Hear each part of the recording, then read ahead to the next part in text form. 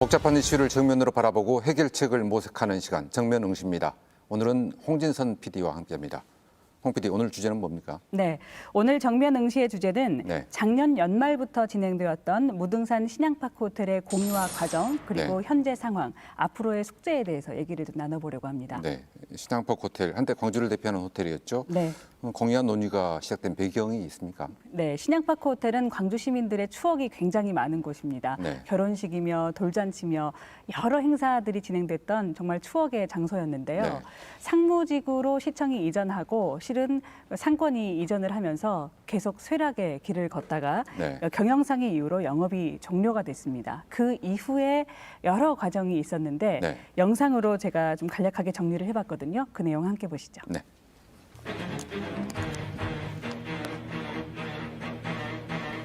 유네스코 세계 지질공원이자 광주의 진상인 국립공원 무등산.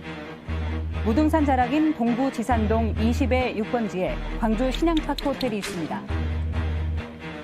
1980년 12월 전두환 정권의 비호 속에 무등산 안반을 깨뜨리고 건설됐던 신양파크 호텔. 수많은 광주 시민들의 추억을 뒤로하고 경영상의 이유로 폐업을 결정했습니다. 신양파크 호텔을 고급 빌라촌으로 개발하기 위한 계획이 알려진 것은 작년 여름 폭우 때문이었습니다. 물이 얼마 내려오나 이 네. 뚜껑이 다 열려요.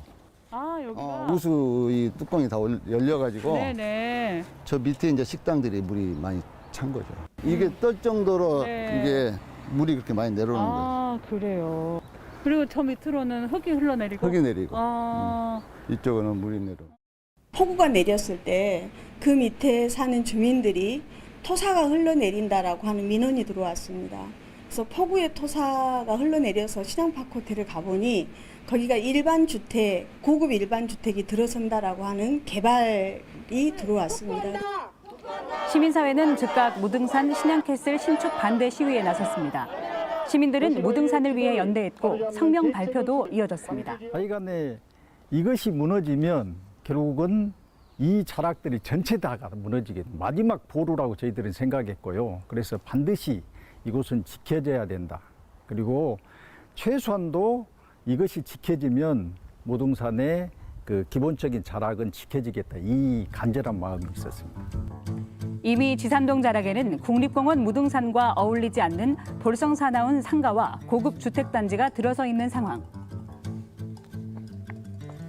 거기에 지산 유원지도 이제 유원지였는데 지금 사업이 안 되니까 그것을 전환해서 아파트 짓으려고 하고 있고, 여기 바로 밑에가 뭐 레지던트 호텔 짓겠다고 해갖고 설계 내놓고 있고, 그러면 이건 내주면 그거 당연히 내줘야죠. 여기 이 지서진 것도 그거 이거 저것도 지금 특혜 준 거잖아요. 원래는 양로원으로 하겠다 한 것을 저렇게 바꿔주고. 무등산 자락 곳곳을 개발 자본에 다 내어줄 수는 없다.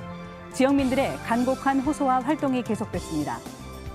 그리고 2021년 2월 22일 광주시장과 소유주, 민간정위원회가 함께 모인 자리에서 신양파크 호텔 부지를 광주시가 직접 매입하겠다, 시민들께 되돌려드리겠다는 시장의 대시민 담화문이 발표됩니다.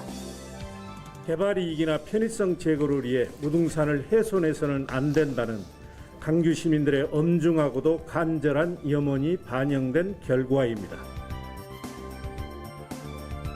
2020년 10월 7일 날 본회의장에서 이제는 무등산을 광주 시민들께 온전히 돌려주어야 됩니다라고 하는 5분 발언을 통해서 그때부터 우리가 민간정위원회를 꾸리고 지역의 언론 어르신들이 시장님과 면담을 해주셨고 26개 시민사회단체가 서명운동을 해주셨고, 그리고 또 기자회견을 했고, 또 대양인투스라고 하는 개발하시는 분들이 포기각서를 또 제출해 주셨고. 이 무등산 자락은 도심에서는 안고 땅이야, 노른자 땅이야. 한마디로 노른자 땅인데 만약에 이것이 허물어졌으면, 만약에 이것이 이 호화 빌라형 무슨 공동주택이 들어섰다면 이게 무등산 전체 자락의 그 어떤 난개발의 어떤 시발점이 될 수도 있는 그 도화선 역할을 했을 거라고. 그것을 광주 시민 공동체가 시뿐만 아니라 우리 시민이 주축이 돼갖고 이렇게 저지은 사례다고 그러니까 이게 상당한 내가 볼 때는 그 지방자치사, 협치라는 지방자치사라든가 환경운동사에 한획을 그릴 만한다는 일이라고 봐요. 뭐 공유와 결정이 쉽지만은 않았을 텐데 그동안 어떤 과정을 거쳤습니까? 네, 소유주가 신양파크 호텔 폐업을 하고 여기에 개발 행위를 하겠다. 심의를 해달라라고 네. 신청을 한 것이 작년 3월 6일이었습니다. 네. 그런데 그 이전에 관계가 있는 무등산 보호단체 협의회나 이런 곳에는 저곳이 개발 행위가 이루어질 것 같다 하는 제보들이 계속 들어와 있는 상황이었습니다. 네.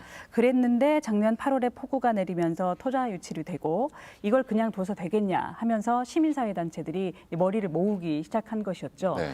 작년 10월 12일에 시민단체가 성명을 발표를 했고요. 그리고 조금 전에 보셨던 시장 담화문 발표가 올해 2월 22일이었습니다. 네.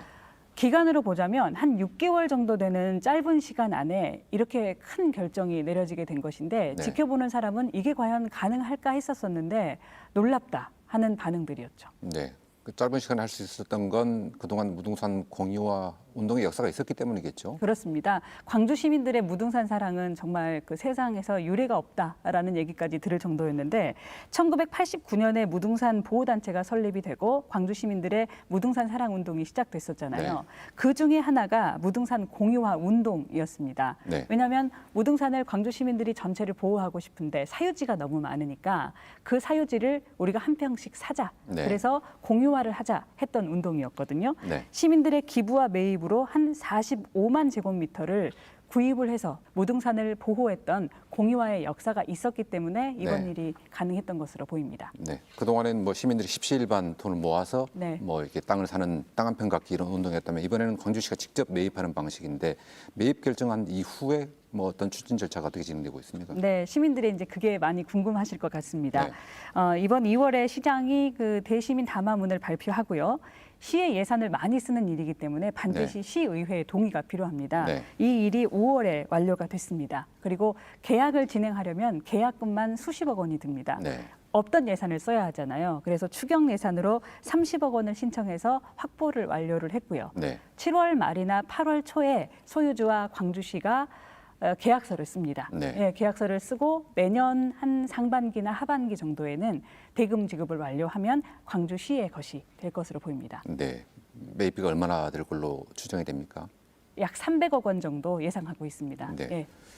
호텔 부지를 공유하기로 했다고 해서 모든 문제가 해결되는 건 아닐 텐데 앞으로 남은 숙제들도 많죠. 그렇습니다. 이제 사실은 시작이라고 보시면 됩니다. 네. 아주 간략하게 얘기하면 무등산의 난개발 방지를 위해서 신양파크 호텔의 호텔을 광주시가 산 것입니다. 네. 이제 샀거든요. 네. 이것을 어떻게 활용할 것이냐, 그리고 이 활용 주체는 어떻게 할 것이냐, 아주 많은 숙제가 남아 있는데요. 관련 내용도 영상으로 먼저 준비했습니다. 네. 신양파크 호텔 공유화 과정 속에서 자연스럽게 꾸려진 민간정위원회. 민과 관이 공동 주체가 된다. 무등산의 난개발을 방지한다. 그리고 신양파크 호텔을 공유화한다.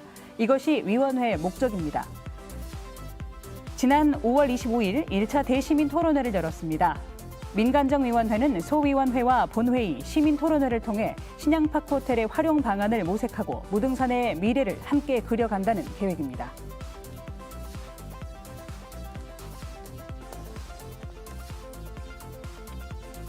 그날 참여해주신 방청객이 두 분께서 의견을 주셨는데요.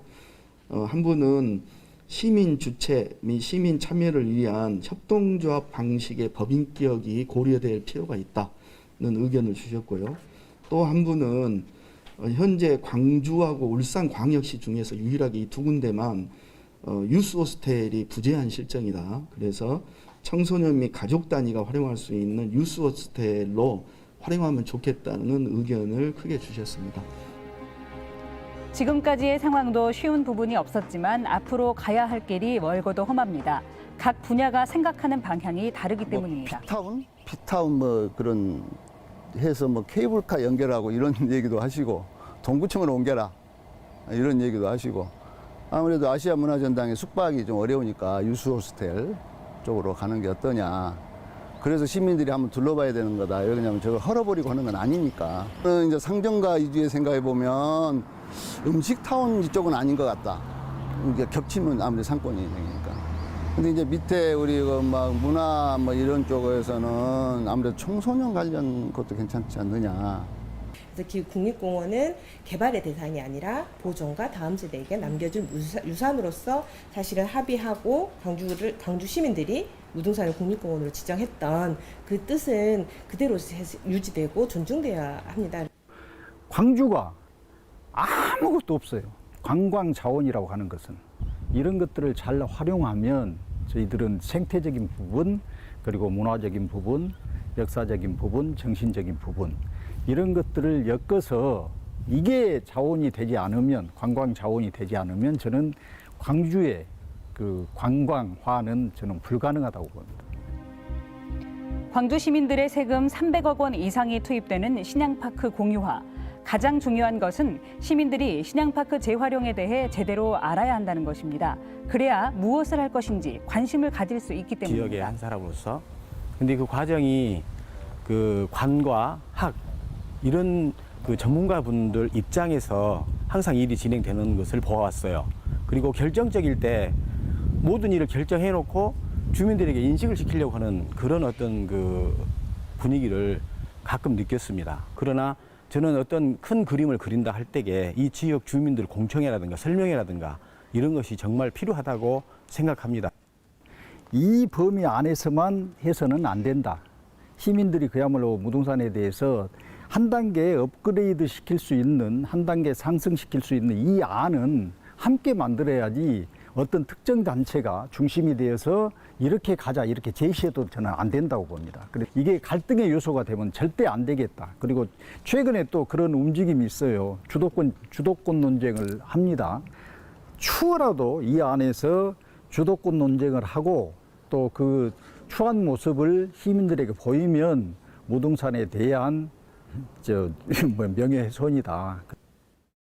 네. 활용 방안을 놓고 참 많은 의견들이 있군요. 이렇게 의견이 다양하다 보면 혹시라도 갈등이 생기지 않을까 염려되지는 않습니까? 네, 실은 저희가 정면응시에서 이 이야기를 다루는 이유도 네. 그렇게 돼서는 안 되기 때문이다라는 설명을 좀 하고 싶습니다. 조금 네. 전에 마지막 인터뷰해 주신 분도 절대로 이 문제가 갈등의 요소가 되면 안 된다. 그것은 무등산에 대한 명예훼손이다라는 얘기를 했잖아요. 네. 저는 그런데 이것이 광주 시민들의 뜻이라고 생각합니다. 그 의견을 들어보니까 정말 의견의 스펙트럼이 아주 다양했습니다. 네. 신양파크 호텔 짓기 전에 무등산으로 원상 회복을 해라. 그러니까 나무 심고 네. 해라라는 의견부터 유스 호스텔이나 고급 요양시설을 지어라. 그리고 혹은 뭐 에버랜드처럼 그 일대를 개발했으면 좋겠다 하는 네. 의견까지 굉장한 의견들이 있었는데요. 앞으로도 더 많은 상상력이 발휘가 될 것입니다. 네. 그런데 그 과정 자체를 어떻게 조율해 갈 것이냐 하는 실험이 이제 우리에게 숙제처럼 주어졌다고 보면 되겠죠. 네. 앞서 영상에 보니까 그 주변에 살고 계시는 분들의 의견이 참 반영되지 않았다. 뭐 이런 얘기들도 있는 것 같은데 어떤 것 때문에 이런 얘기가 나온 거죠? 네, 반영되지 않았다라고 하기보다는 네. 소외감을 좀 느끼고 있다. 뭐 이 정도 표현을 하면 적절하지 않을까 싶습니다. 네. 인터뷰를 하면서 선생님 무등산 덕을 보시나요? 해를 보시나요? 라고 여쭤봤을 때 저는 솔직히 해를 봅니다. 라고 대답을 하시더라고요. 왜 그러십니까? 라고 했더니 우리는 사유재산인데 무등산을 이유로 많이 제한되고 있다. 네. 이기적으로 굴겠다는 건 아니지만 우리도 광주 시민이니 우리의 목소리를 좀 많이 들어야 되지 않겠느냐. 네. 그리고 또 한편에서는 엘리트 중심이나 그리고 그 주도하는 세력들 중심으로 이야기를 다 만들어 놓고 우리를 병풍처럼 쓰는 것 아니냐. 네. 이러지는 말아달라 하는 요구가 좀 강했습니다. 네. 활용 방안을 두고 지금 뭐 의견들을 모으고 조율하는 역할을 맡고 있는 곳이 민관정위원회죠. 네. 민관정위원회 토론회가 계속 진행되고 있는데 네. 지금 어떤 논의들 하고 있습니까? 굉장히 섬세한 논의가 사실은 속도를 그렇게 내지 않고 저는 일부러 속도를 그렇게 많이 내지 않는다는 느낌을 좀 받았거든요. 네, 네. 왜냐하면 이 과정이 워낙 많은 갈등의 요소가 있고 여러 목소리를 담아야 되는데 한쪽에서 쭉 속도를 내고 가다가는 정말 이 부분에서 갈등이 나올 수 있기 때문이다라는 예상이 들었습니다.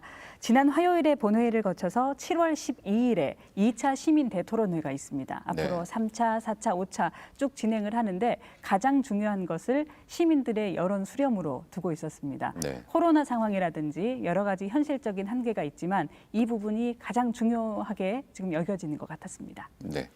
뭐 취재하는 과정에서 여러 목소리를 들었을 텐데요. 네. 홍 PD가 느끼기에 이 문제를 어떻게 풀어가는 것이 가장 바람직하겠다라고 생각하십니까? 네, 각자의 생각이 다르고 중간에는 목소리도 커지고 여러 갈등이 있을 것 같습니다. 네. 근데 우리가 무슨 일을 할 때 꼬이면 가장 처음으로 돌아가자고 하잖아요. 네. 우리가 신양파크 호텔 공유화를 왜 했지? 시민들이 왜 서명운동을 하고 왜 시를 찾아가서 요구를 했지라고 생각을 해봤을 때 신양파크 부지와 건물 자체가 굉장한 가치를 가지고 있어서 네. 그리고 경제적 가치가 엄청나서 추후에 활용을 많이 할 수 있어서가 아니었지 않습니까? 네. 무등산 자락을 지키고자 하는 대전제가 있고 그것을 이제 시민들이 함께 하자라는 네. 것만 기억한다면 이 문제는 광주 시민들이 충분히 아름답게 해결해 갈 수 있지 않나 하는 생각이 듭니다. 네, 잘 들었습니다. 홍 PD 수고했습니다. 감사합니다. 네. 윤근수의 시사분석 오늘은 여기까지입니다. 시청해 주신 여러분 감사합니다.